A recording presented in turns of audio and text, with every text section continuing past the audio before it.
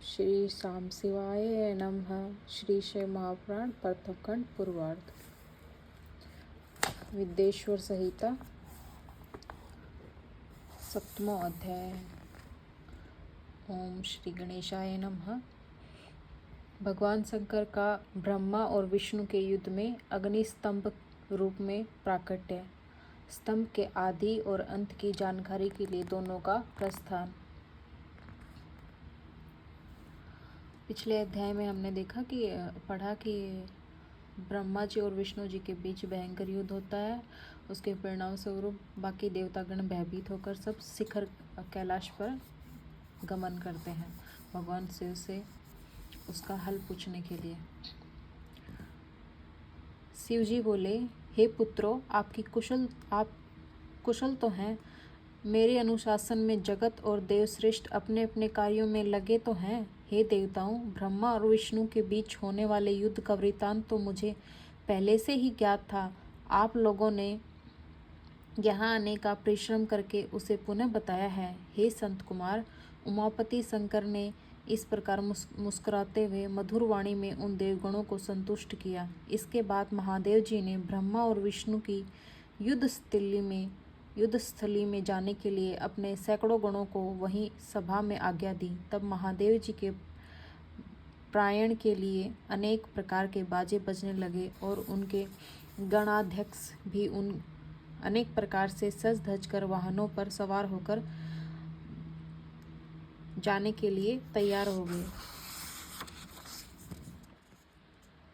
भगवान उमापति 5 मंडलों में से सुशोभित आगे से पीछे तक प्रणव की आकृति वाले सुंदर रथ पर आरूढ़ हो गए। इस प्रकार पुत्रों और गणों सहित प्रस्थान किए हुए शिव जी के पीछे पीछे इंद्र आदि सभी देवगण भी चल पड़े।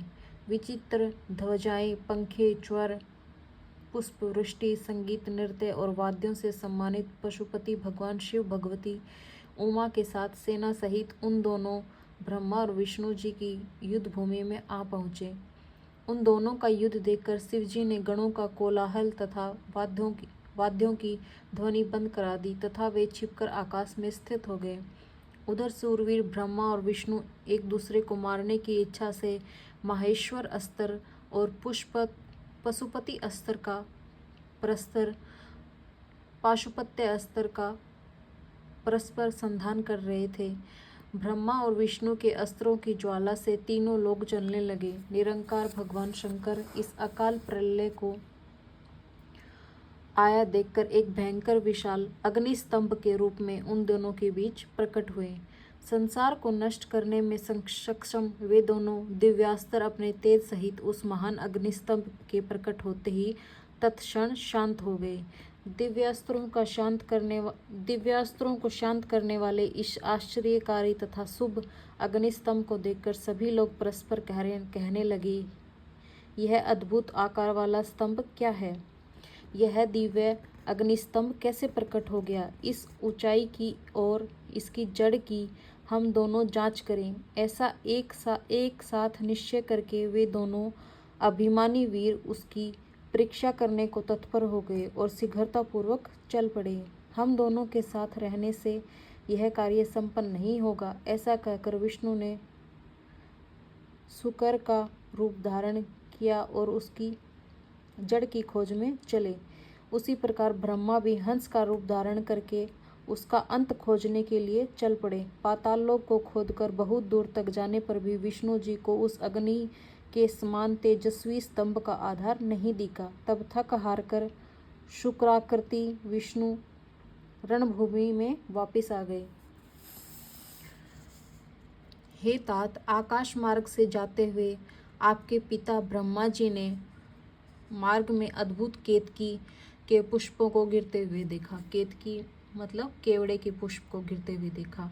अनेक वर्षों से गिरते रहने पर भी वह ताजा और अति सुगंध युक्त था। ब्रह्मा और विष्णु के इस विग्रहपूर्ण कृत्यों को देखकर भगवान परमेश्वर हंस पड़े, जिससे कंपन के कारण उनका मस्तिष्क हिला और वह श्रेष्ठ केतकी पुष्प उन दोनों के ऊपर कृपा करने के लिए गिरा।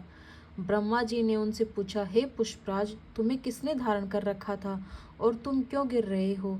केतकी ने उत्तर दिया, इस पुरातन और प्रेमय स्तंभ के बीच में बहुत समय से गिर रहा हूँ, फिर भी इसके आदि को नहीं देख सका, अतः आप भी इस स्तंभ का अंत देखने की आशा छोड़ दें। ब्रह्मा जी ने कहा, मैं तो हंस का रूप लेकर इसका अंत देखने के लिए यहाँ आया हूँ।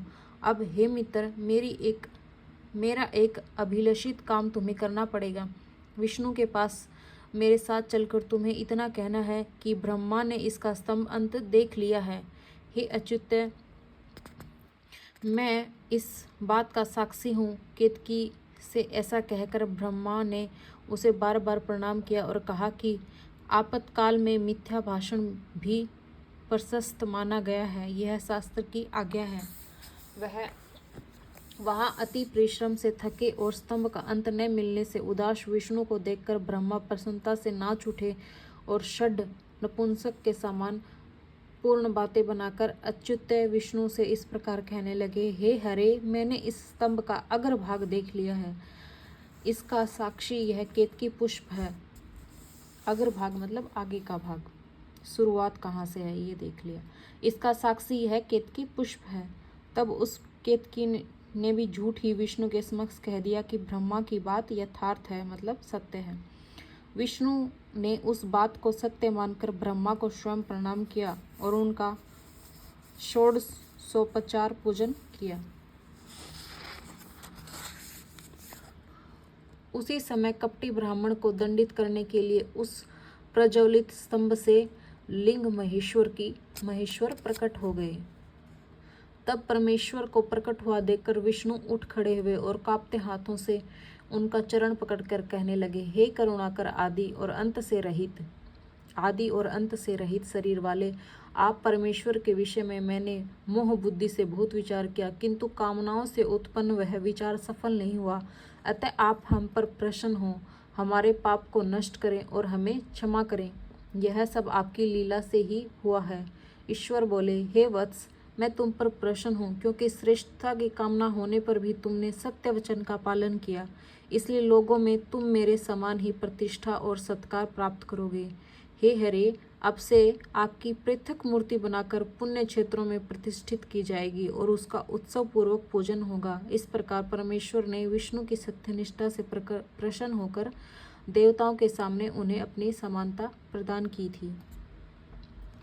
इस प्रकार श्री शिव महापुराण के अंतर्गत प्रथम विद्येश्वर संहिता में अग्निस्तंभ के प्राकट्य का वर्णन नामक 7वां अध्याय पूर्ण हुआ।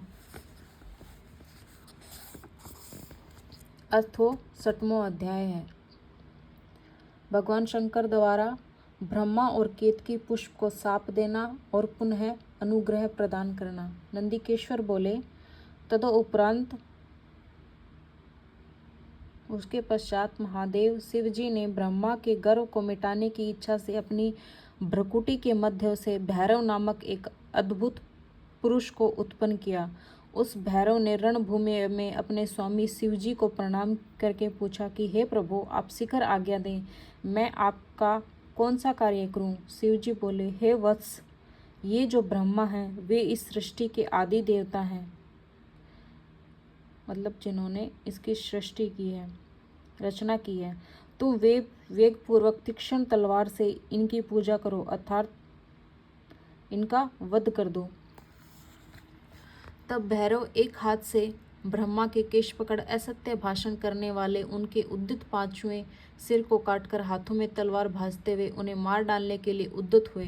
हे संत कुमार, तब आपके पिता अपने आभूषण, वस्त्र, माला, उत्तरीय एवं निर्मल बालों के बिखर जाने से आंधी में झकझोर हुए केले के पेड़ और लता गुल्मों के समान कंपित होकर भैरव के चरण कमलों पर गिर पड़े। हे तात, तब ब्रह्मा की रक्षा करने की इच्छा से कृपालु विष्णु ने मेरे स्वामी भगवान शंकर के चरण कमलों को अपने अश्रु जल से भिगोते हुए हाथ जोड़कर इस प्रकार प्रार्थना की, जैसे एक छोटा बालक अपने पिता के प्रति टूटी फूटी वाणी में करता है। अच्युत बोले, आपने ही पहले कृपा पूर्वक इन ब्रह्मा को पंचानन रूप प्रदान किया था, इसलिए ये आपके अनुग्रह करने योग्य हैं। इनका अपराध क्षमा करें और इन पर प्रसन्न हो। भगवान अच्युत के द्वारा इस प्रकार प्रार्थना किए जाने पर शिवजी ने प्रसन्न होकर देवताओं के सामने ही ब्रह्मा को दंडित करने से भैरव को रोक दिया।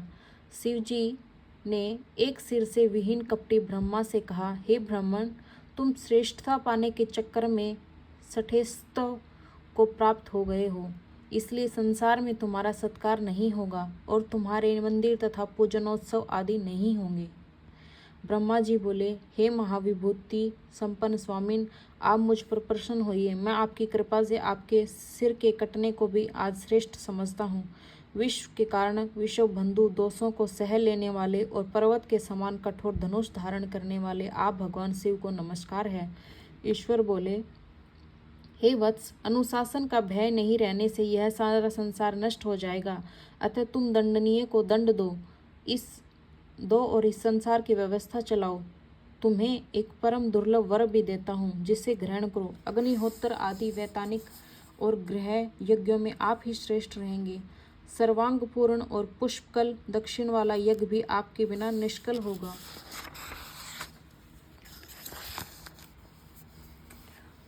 तब भगवान शिव ने झूठी गवाही देने वाले कपटी केतक पुष्प से कहा, अरे सठ केतक, तुम दुष्ट हो, यहाँ से चले जाओ। मेरी पूजा में उपस्थित तुम्हारा फूल मुझे प्रिय नहीं होगा। शिवजी द्वारा इस प्रकार कहते ही सभी देवताओं ने केतकी को उनके पास से हटाकर अन्यत्र भेज दिया।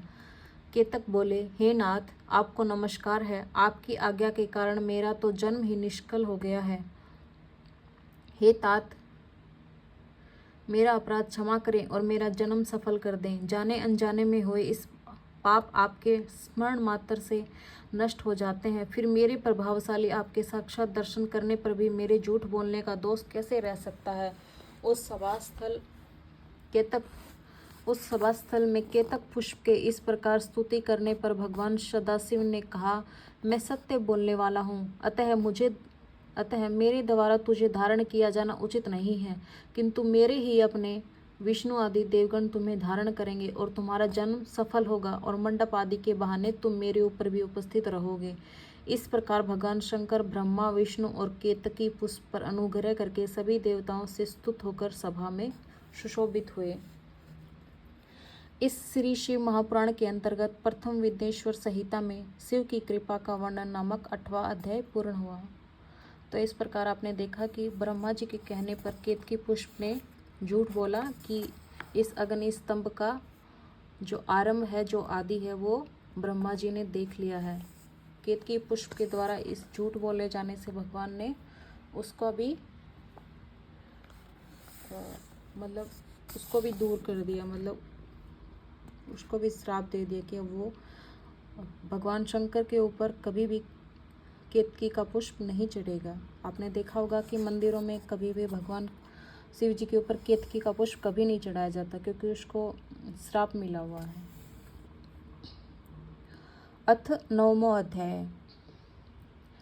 महेश्वर का ब्रह्मा और विष्णु को अपने निष्कल और सकल स्वरूप का परिचय देते हुए लिंग पूजन का महत्व बताना।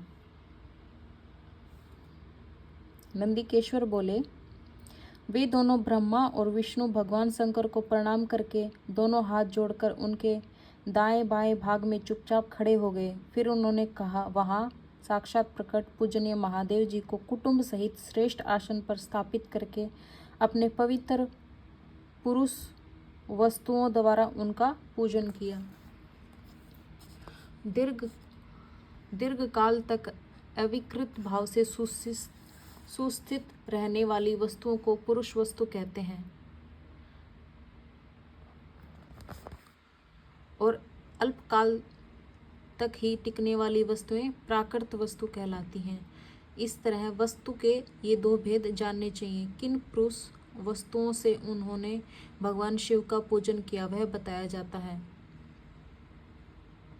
हार, नुपुर, केयूर, किरीट, मणिमय कुंडल, योगपवित उत्तरीय वस्त्र, पुष्पमाला, रेशमी वस्त्र, हार, मुद्रिका, अंगूठी, पुष्प, तांबूल, कपूर, चंदन एवं अगुरु का अनुलेप, धूप, दीप, श्वेत छत्र, वैजन, ध्वजा, च्वर तथा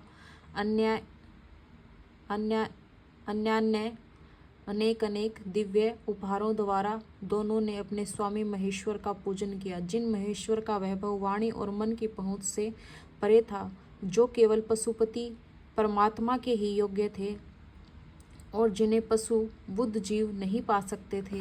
हे संत कुमार, स्वामी के योग्य जो जो उत्तम वस्तुएं थी, उन सभी वस्तुओं का भगवान शंकर ने भी प्रसन्नतापूर्वक यथोचित रूप से सभासदों के बीच वितरण कर दिया, जिससे यह श्रेष्ठ परंपरा बनी रहे कि प्राप्त पदार्थों का वितरण आश्रितों में करना चाहिए। उन वस्तुओं का ग्रहण करने वाले सभासदों में वहाँ कोलाहल मच गया। इस प्रकार वहाँ पहले ही ब्रह्मा तथा विष्णु से पूजित हुए भक्तिवर्धक भगवान शिव विनम्र उन दोनों देवताओं से हंसकर कहने लगे। ईश्वर बोले, मतलब शिव जी बोले, हे पुत्रों, आज का दिन महान है। इसमें तुम्हारे द्वारा जो आज मेरी पूजा हुई है, इससे मैं तुम लोगों पर बहुत प्रसन्न हूँ। इसी कारण यह दिन परम पवित्र और महान से महान होगा। आज की यह तिथि शिवरात्रि के नाम से विख्यात होकर मेरे लिए परम प्रिय होगी। इस समय जो मेरे लिंग, निष्कल अंग, आकृति से रहित निराकार स्वरूप के प्रतीक और वेर सकल साकार रूप के प्रतीक विग्रह की पूजा करेगा, वह पुरुष जगत की सृष्टि और पालन आदि कार्य भी कर सकता है।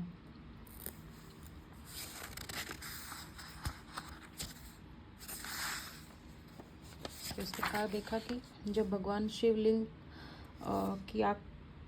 जी शिवलिंग की आकृति के रूप में प्रकट होते हैं, अग्नि स्तंभ के रूप में, तो उस दिन को हम शिवरात्रि के रूप में मनाते हैं।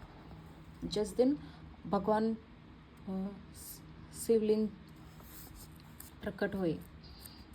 के रूप में प्रकट हुए, उसको हम शिवरात्रि के रूप में मनाते हैं। जो शिवरात्रि के दिन रात निराहार एवं जितेंद्रिय रहकर अपनी शक्ति के अनुसार निष्कपट भाव से मेरी यथोचित पूजा करेगा, उसको मिलने वाले फल का वर्णन सुनो। मतलब जिस शिवरात्रि को हमें रात को भी निराहार रहना चाहिए। एक वर्ष तक निरंतर मेरी पूजा करने पर जो फल मिलता है, वह सारा फल केवल शिवरात्रि को मेरा पूजन करने से मनुष्य तत्काल प्राप्त कर लेता है। जैसे पूर्ण चंद्रमा का उदय समुद्र की वृद्धि का अवसर है, उसी प्रकार यह शिवरात्रि तिथि मेरे धर्म की वृद्धि का समय है। इस तिथि में मेरी स्थापना आदि का मंगलमय उत्सव होना चाहिए। हे वत्सो, पहले मैं जब ज्योतिर्मय स्तंभ रूप से प्रकट हुआ था, उस समय मार्गशीर्ष मास में आर्द्रा नक्षत्र था। अतः जो पुरुष मार्गशीर्ष मास में आर्द्रा नक्षत्र होने पर मुझ उमापति का दर्शन करता है, अथवा मेरी मूर्ति या लिंग की ही झांकी का दर्शन करता है, वह मेरे लिए कार्तिकेय से भी अधिक प्रिय है। उस शुभ दिन मेरे दर्शन मात्र से पूरा फल प्राप्त होता है। यदि दर्शन के साथ साथ मेरा पूजन भी किया जाए तो उसका अधिक फल प्राप्त होता है, जिसका वाणी द्वारा वर्णन नहीं हो सकता। तो जैसा कि आपने देखा कि मार्गशीर्ष मास में, मतलब मार्ग मास में, ये कौन सा बोलते हैं, हमारे जो लोकल में बोला जाता है माह मास में, फरवरी के एंड में, शायद फरवरी में जब शिवरात्रि आती है, तो उस समय भगवान शिव जी शिवलिंग के रूप में प्रकट हुए थे, तो उसे शिवरात्रि के रूप में मनाते हैं, जो फरवरी में जो शिवरात्रि आती है वो। इस रणभूमि में लिंग रूप से प्रकट होकर बहुत बड़ा हो गया था, अतः उस लिंग के कारण यह भूतल लिंग स्थान के नाम से प्रसिद्ध हुआ। हे पुत्रों, जगत के लोग इसका दर्शन और पूजन कर सकें, इसके लिए यह अनादि और अत्यंत ज्योति स्तंभ अत्यंत छोटा हो जाएगा। यह लिंग सब प्रकार के भोगों को सुलभ करने वाला और भोग तथा मोक्ष का एकमात्र साधन होगा। इसका दर्शन, स्पर्श तथा ध्यान प्राणियों को जन्म और मृत्यु से छुटकारा दिलाने वाला होगा। अग्नि के पहाड़ जैसा जो यह शिवलिंग यहाँ प्रकट हुआ है, इसके कारण यह स्थान अरुणाचल नाम से प्रसिद्ध होगा। यहाँ अनेक प्रकार के बड़े बड़े तीर्थ प्रकट होंगे। इस स्थान में निवास करने या मरने से जीवों का मोक्ष हो जाएगा।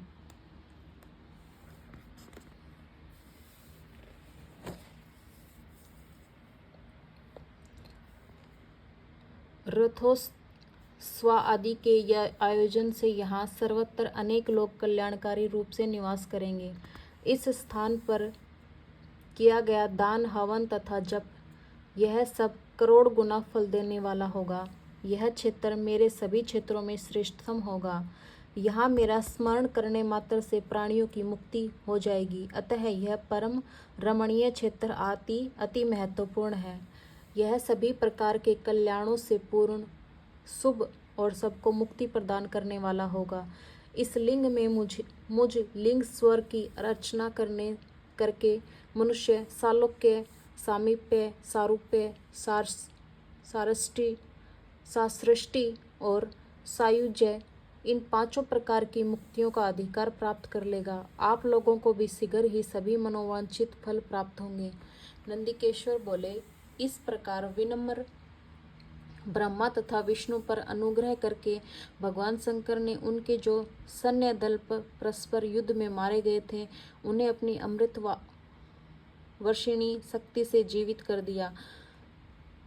उन दोनों ब्रह्मा और विष्णु की मूढ़ता और पारस्परिक वैर को मिटाने के लिए भगवान शंकर उन दोनों से कहने लगे, मेरे दो रूप हैं, सकल और निष्कल। दूसरे किसी के ऐसे रूप नहीं हैं। अतः मेरे अतिरिक्त अन्य सब अनिश्वर हैं। हे पुत्रों, पहले मैं स्तंभ रूप से प्रकट हुआ, फिर अपने साक्षात रूप से। ब्रह्म भाव मेरा निष्कल रूप और महेश्वर भाव सकल रूप है। यह दोनों मेरे ही सिद्ध रूप हैं, मेरे अतिरिक्त किसी दूसरे के नहीं हैं। इस कारण तुम दोनों का अथवा अन्य किसी का भी ईश्वरत्व नहीं है। अज्ञान के कारण तुम दोनों का जो यह ईश्वरत्व का आश्चर्यजनक अभिमान उत्पन्न हो गया था, उसे दूर करने के लिए ही मैं इस रणभूमि में प्रकट हुआ हूँ। उस अपने अभिमान को छोड़ दो और मुझ परमेश्वर में बुद्धि स्थिर करो। मेरे अनुग्रह से ही सभी लोकों में सब कुछ प्रकाशित होता है। इस गूढ़ ब्रह्मत्व को तुम्हारे प्रति प्रेम होने के कारण ही मैं बता रहा हूँ।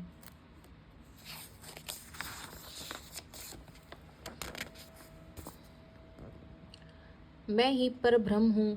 कल सगुण और अकल निर्गुण, सगुण और निर्गुण, ये दोनों मेरे ही स्वरूप हैं। मेरा स्वरूप ब्रह्म स्वरूप होने के कारण मैं ईश्वर भी हूँ। जीवों पर अनुग्रह आदि करना मेरा कार्य है। हे ब्रह्मा और केशव, सबसे बृहत और जगत की वृद्धि करने वाला होने के कारण मैं ब्रह्म हूँ। हे पुत्रों, सर्वत्र समरूप से स्थित और व्यापक होने से मैं ही सबका आत्मा हूँ। अन्य सभी जीव अनात्म रूप हैं, इसमें संदेह नहीं है। सर्ग से लेकर अनुग्रह तक आत्मा और ईश्वर से भिन्न जो जगत संबंधी 5 कृत्य हैं, वे सदा मेरे ही हैं। मेरे अतिरिक्त दूसरे किसी के नहीं हैं, क्योंकि मैं ही सबका ईश्वर हूँ। पहले मेरी ब्रह्म रूप का बोध कराने के लिए निष्कल लिंग प्रकट हुआ था। फिर तुम दोनों को अज्ञात ईश्वरत्व का स्पष्ट साक्षात्कार कराने के लिए मैं साक्षात जगदीश्वर ही सकल रूप में तत्काल प्रकट हो गया। अतः मुझ में जो ईश्वरत्व है, उसे ही मेरा सकल रूप जानना चाहिए, तथा जो यह मेरा निष्कल स्तंभ है, वह मेरे ब्रह्म स्वरूप का बोध कराने वाला है। हे पुत्रों, लिंग लक्षण युक्त होने के कारण यह मेरा ही लिंग है, चिन्ह है। लिंग का मतलब चिन्ह होता है।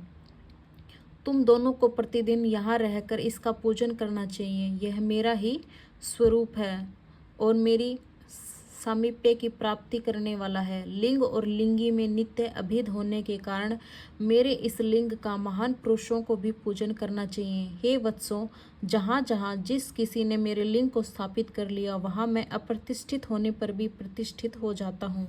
मेरे एक लिंग की स्थापना करने का फल मेरे समानता की प्राप्ति बताया गया है। एक के बाद दूसरे शिवलिंग की भी स्थापना कर दी गई, तब फल रूप से मेरा साथ एकतव सायुज्य मोक्ष रूप फल प्राप्त होता है। प्रधानतया शिवलिंग ही स्थापना करनी चाहिए। प्रधानतया शिवलिंग की ही स्थापना करनी चाहिए। मूर्ति की स्थापना उसकी अपेक्षा गौण है। शिवलिंग के अभाव में सब ओर से मूर्ति युक्त होने पर भी वह स्थान क्षेत्र नहीं कहलाता। मतलब अगर मूर्ति की पूजा कर रहे हैं तो भी वहाँ पे शिवलिंग की को स्थापित करना ज़्यादा अच्छा माना जाता है।